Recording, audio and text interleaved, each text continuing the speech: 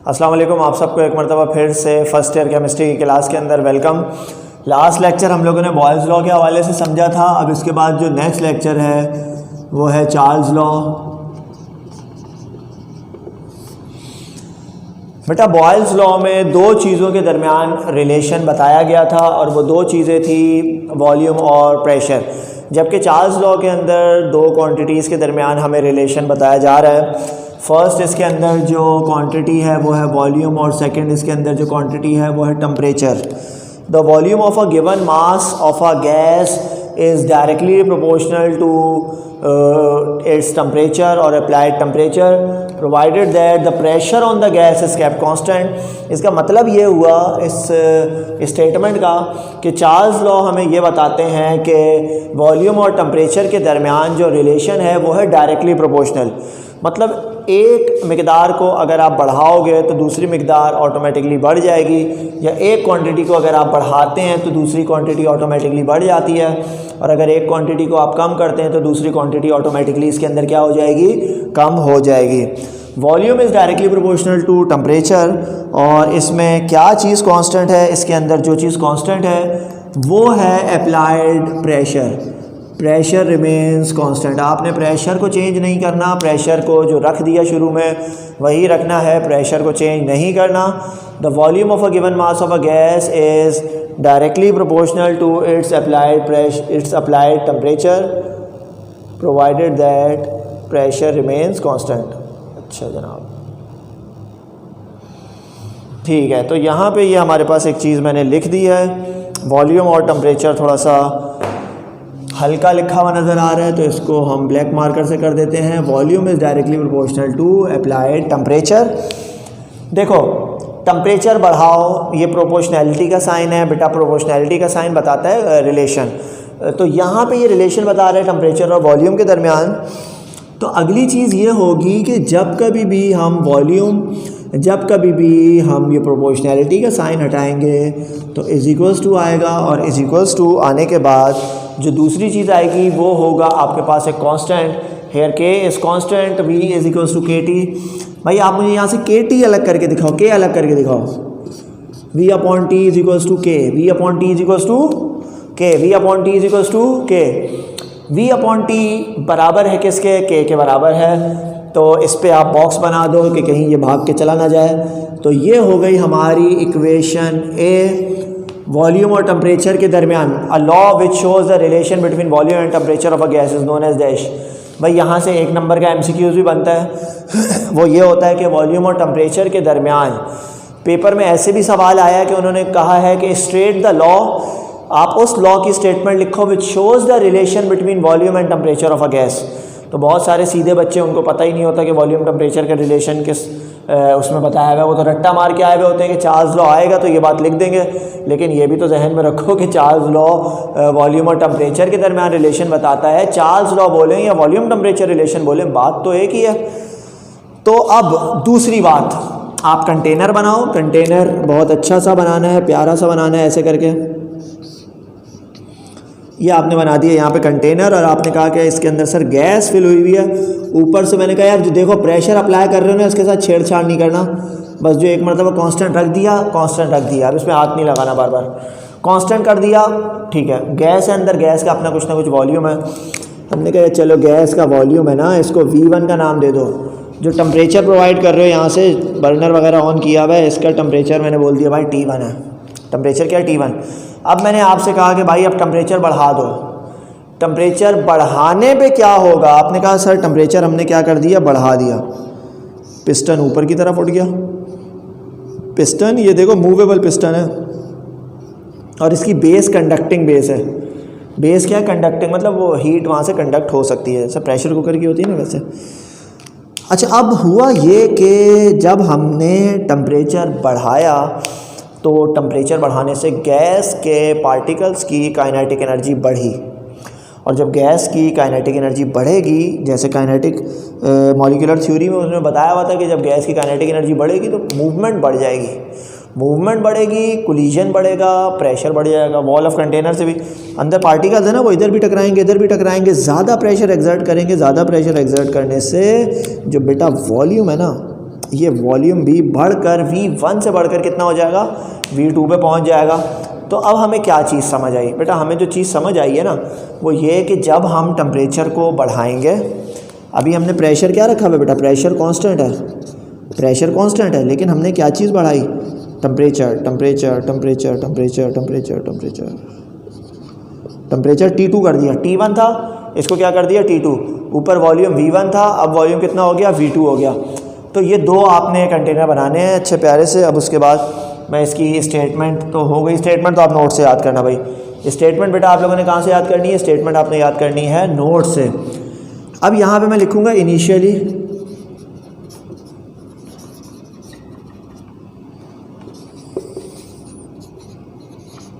Initial volume is V1, initial temperature is T1, therefore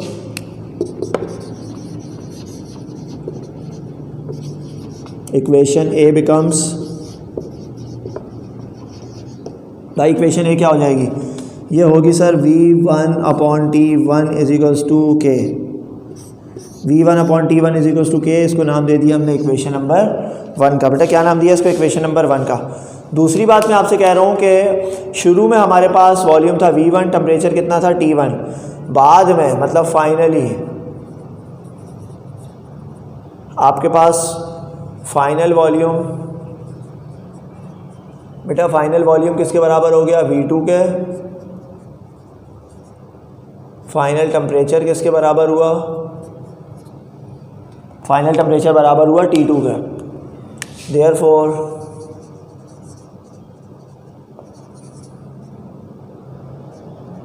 equation 1 becomes V2 upon T2 is equals to K, V2 upon T2 is equals to K, V2 upon T2 is equals to K। इसे नाम दे दिया हम लोगों ने equation number 2 का, equation number 2 का नाम दे दिया। इक्वेशन नंबर 1 का ये इक्वेशन नंबर 1 है, ये इक्वेशन नंबर 2 है, दोनों को कंपेयर कर लिया।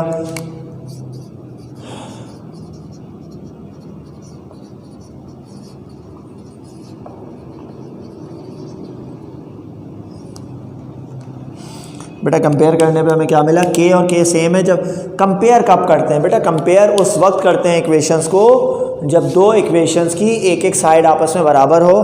तो K के बराबर है V1 अपॉन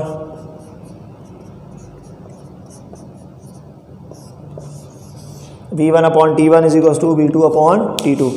ये इस तरीके से आपके पास ये final, this is another mathematical form of Charles law. Charles law ये अप्लाई न्यूमेरिकल्स में भी होगा, जब आपको दो वॉल्यूम एक टेम्परेचर दिया हुआ होगा, एक टेम्परेचर फाइंड करना होगा, या दो टेम्परेचर एक वॉल्यूम दिया हुआ होगा, एक वॉल्यूम आपने फाइंड करना होगा, उस टाइम पे ये वाला फार्मूला आप लोगों ने अप्लाई करना है।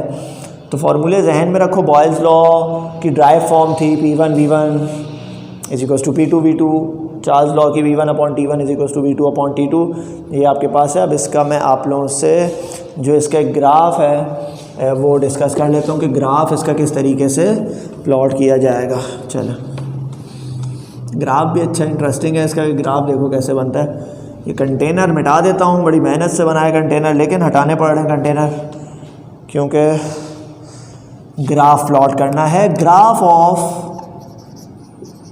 Charles law, graph of Charles law, Charles भी बोलते हैं इसको, लेकिन ना बोलें तो ज़्यादा बेस्ट है, चार्ल्स लॉ। अच्छा देखो बेटा, करेंगे क्या, करना कुछ भी नहीं है, करना है सिर्फ यहाँ पे टेम्प लिखना है, यहाँ पे वॉल्यूम लिखना है, वॉल्यूम लिखना है, और दूसरी चीज़ आपने क्या करना है, टेम्परेचर।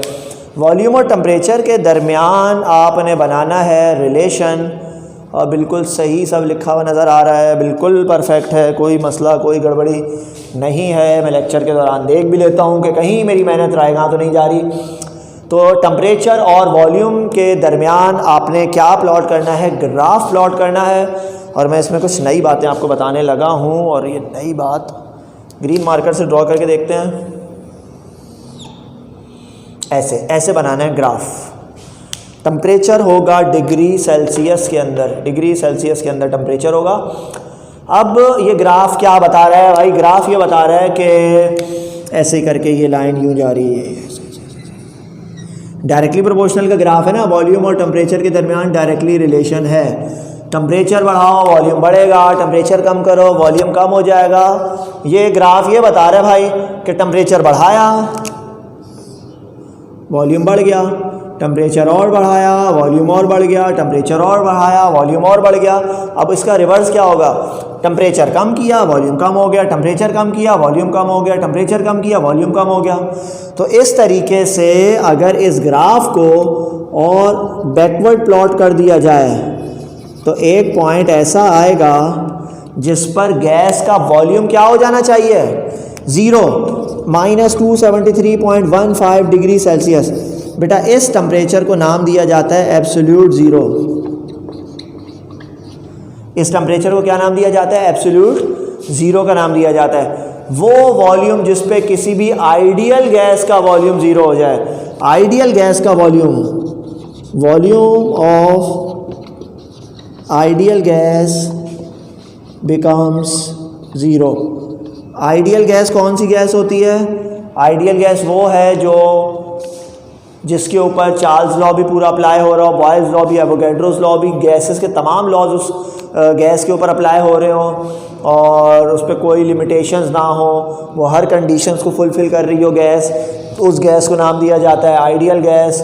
और मज़े की बात यह है कि आइडियल गैस कोई एग्जिस्ट ही नहीं करती है क्योंकि तमाम गैसेस रियल गैसेस हैं। तो वो टेम्परेचर जिस पर किसी भी आइडियल गैस का वॉल्यूम अगर ज़ीरो हो जाए तो उस टेम्परेचर को नाम दिया जाता है एब्सोल्यूट ज़ीरो।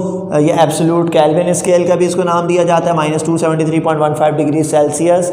तो लेकिन इस टेम्परेचर तक पहुंचना पॉसिबल नहीं है क्योंकि जब हम गैसेस को ठंडा करते हैं तो गैसेस लिक्विड में कन्वर्ट हो जाती हैं।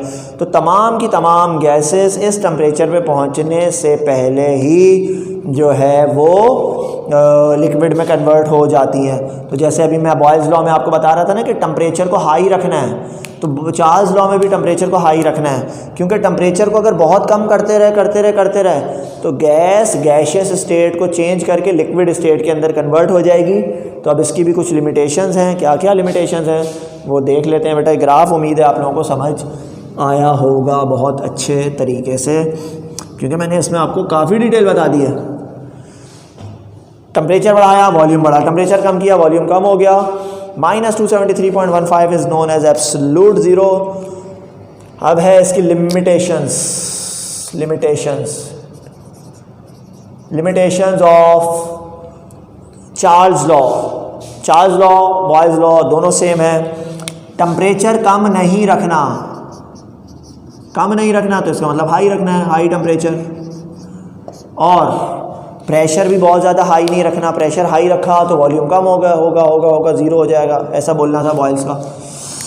तो हाई प्रेशर नहीं रखना तो क्या रखें, लो प्रेशर रखो। लिमिटेशंस, हाई टेम्परेचर रखोगे सही है, लो प्रेशर रखोगे सही है, तो वैलिड है। ये लिमिटेशन से मुराद ये है कि लिमिटेशन है ना, हर चीज़ की एक लिमिट है, मतलब उस लिमिट के अंदर अगर रहेगा तो लॉ वैलिड है। उससे एक्सीड करोगे तो ये चीज़ फेल होना शुरू हो जाएगी। ये सारी बात ठीक है, वॉल्यूम बढ़ाओगे टेम्परेचर बढ़ेगा, हाँ ठीक है बढ़ता है नॉर्मली। टेम्परेचर बढ़ाया, कंटेनर है उसमें गैस है, टेम्परेचर बढ़ा रहा हूँ वॉल्यूम बढ़ रहा है, सही है, समझ आ रही है बात। टेम्परेचर कम कर रहा हूँ वॉल्यूम कम हो रहा है, सही है, समझ आ रही है बात।